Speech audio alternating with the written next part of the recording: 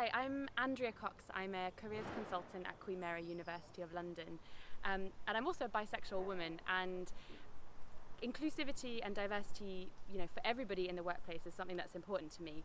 And last month, a research report came out which suggested that over half of 18 to 24-year-olds in the UK would hesitate to take a position at a company where minority groups were not represented in the senior leadership team. And I think this is incredibly exciting.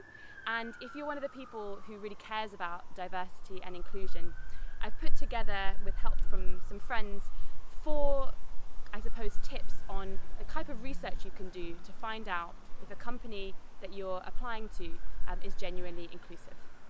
So first things first, I think one of the most important things for companies to be doing in terms of inclusivity is to be transparent about their diversity data and to also be taking genuine action within the company and also outside of it.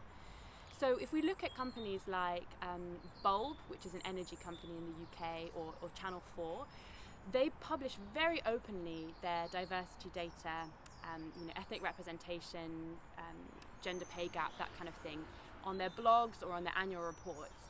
And they have a really intelligent commentary about that data alongside the action that they're going to take, which is great. And companies like Ben & Jerry's in the States, they're very well known for kind of taking a political stance actually on these issues and holding government and the sector to account. But we contrast that with someone like PwC, a big multinational in the US. They really came out in massive support of Black Lives Matter and the Black Lives Matter protests. At the same time, though, the actions weren't really backing that up. They were the 3rd largest corporate funder to an American senator who was arguing for the military dispersal of the protests. So it's important to look at, I think, these things hand in hand, transparency and also the action.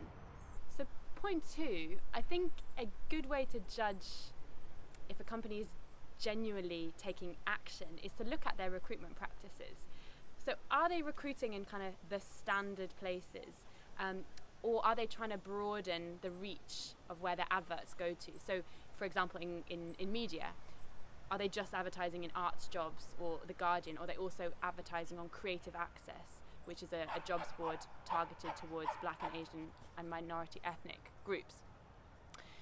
A second thing in that would be also looking at how committed they are to helping people perform at their best on the actual application and in the interview.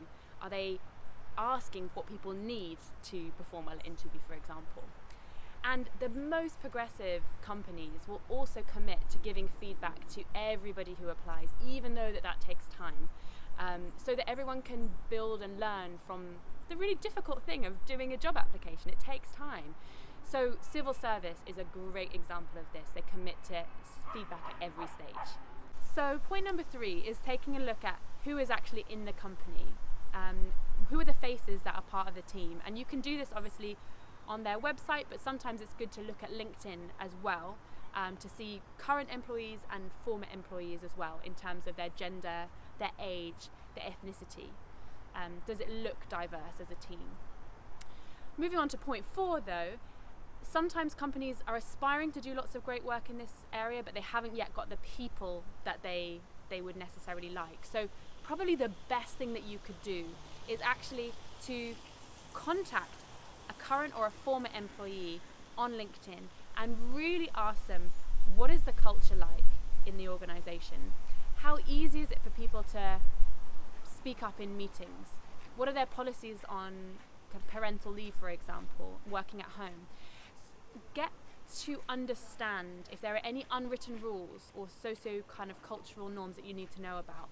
And that you will never find on a website, and is a really valuable way to know if a company is genuinely committed.